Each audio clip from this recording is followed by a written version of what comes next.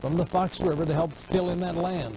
Jeff Forrest talked with several people who say the future of that land is now very uncertain. It makes me just feel sick to my stomach because I used to know just the way the things were years ago, and being an old-time hunter, it just gets me every time I come out here. 78-year-old Milt Geyer remembers this as a marshland filled with ducks and other wildlife. Now the marsh is filled with PCBs and heavy metals, contaminated dredgings from the bottom of the Fox River. The city of Green Bay had big plans for this land. They were going to develop a 430-acre industrial park here that was supposed to meet the city's needs well into the year 2000. Now, with the findings of contaminated soil here, they're not quite sure what this land is good for. Because of the increasing environmental awareness and the additional environmental information that has been brought before the Economic Development Authority, the EDA no longer believes that this is a viable industrial site. Schley says he's not really sure if the area could be used for anything unless it's cleaned up.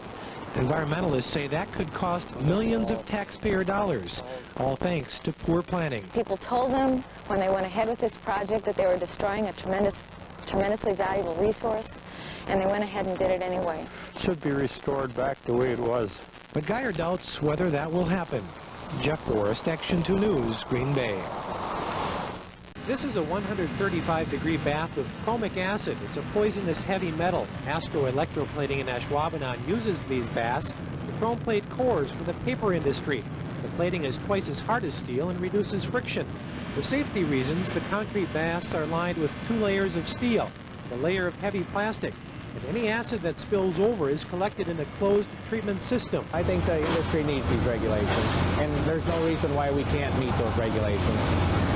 Still make a profit? It'd still make a profit. During the past 2 years, the firm has spent $250,000 to make sure none of the chromic acid leaves the building. To that end, they have spent $85,000 on a special 7-layer concrete floor that resists chromic acid. Gunn says his business has increased in recent years, but so have his prices. He says stiffer EPA regulations have forced many plating operations out of business. We seem to achieve a greater understanding of what compounds cause what problems. We're continuing to do a lot of research on that, and as we find out new things, we have to come up with new regulations. After the chromic acid is used, it is neutralized and ends up as sludge. Gunn says although his business aims to make a profit, the #1 priority is safety. He says without that, he wouldn't be in business. Jeff Forrest, Action 2 News, Ashwaubenon, and treatments more complex.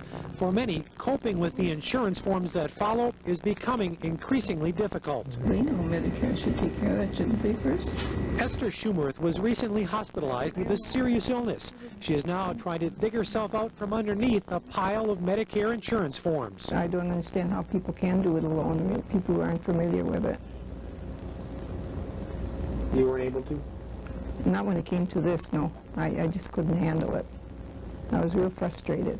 Bob Madsen is helping Esther sort through her Medicare forms. He is one of 34 volunteers who attended 16 hours of training to assist in this Medicare Helper program. You see just about every kind of situation there is where they bring in a big pile of stuff, or maybe they just bring in one item that they can't understand, and everything in between. The Medicare Helper program was started back in February. It's a joint effort between Bellin Hospital, St. Mary's Hospital, and the Brown County Commission on Aging. We've had just a real positive response. Our only problem is we've got more volunteers right now than we do have people that are coming in to take advantage of the service. So our volunteers are getting very anxious to do what they were trained to do. She said they'd have to resubmit it.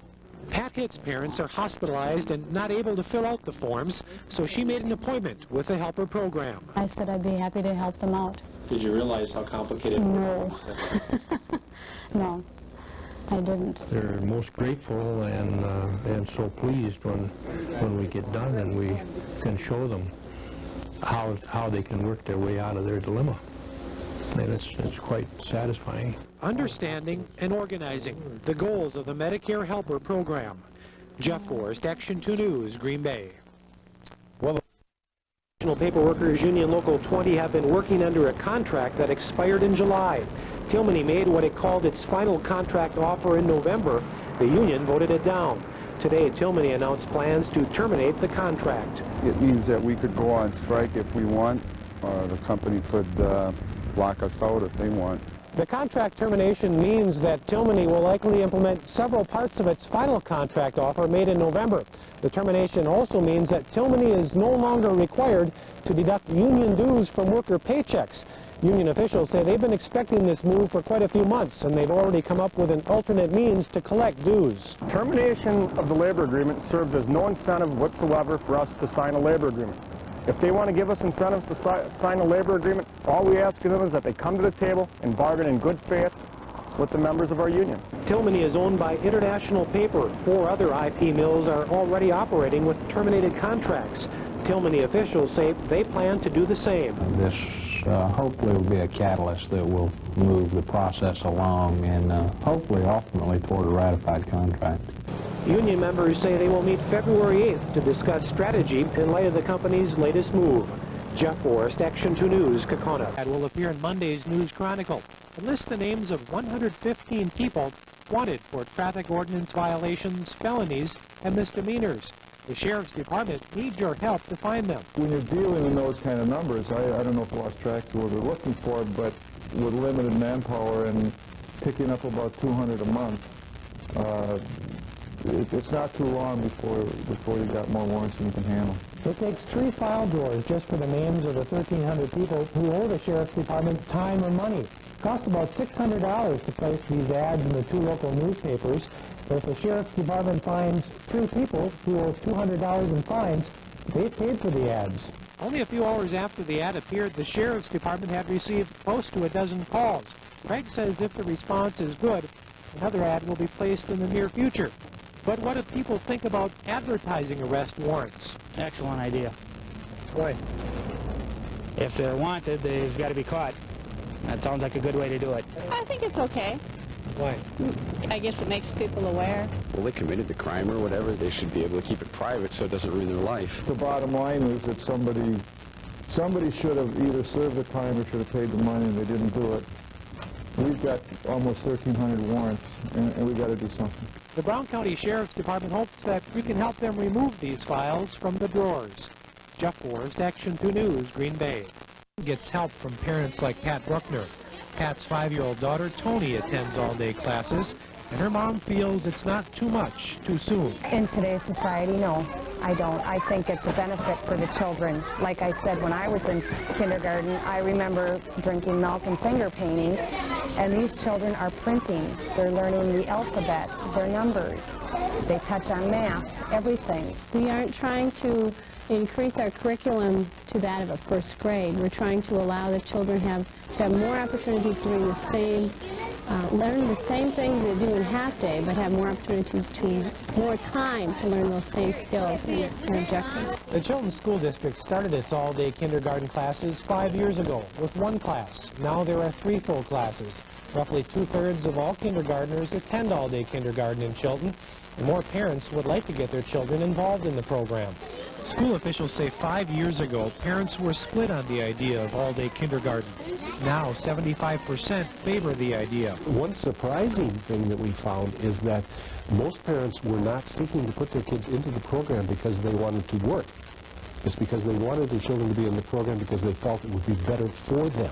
Raza and Garfield say all-day kindergarten is not for all youngsters, and ideally, half-day classes should always be an option. Jeff Forrest, Action 2 News, Chilton. Starting in early July, Marvin Iwanski can have the city of Green Bay pick up his grass clippings, but it won't be free anymore. It'll cost $1.25 per bag. Probably as a taxpayer, it's okay. If I was bagging a lot of grass, I would think that it's too costly. What are you going to do personally? Mulch my yard or put it in my garden.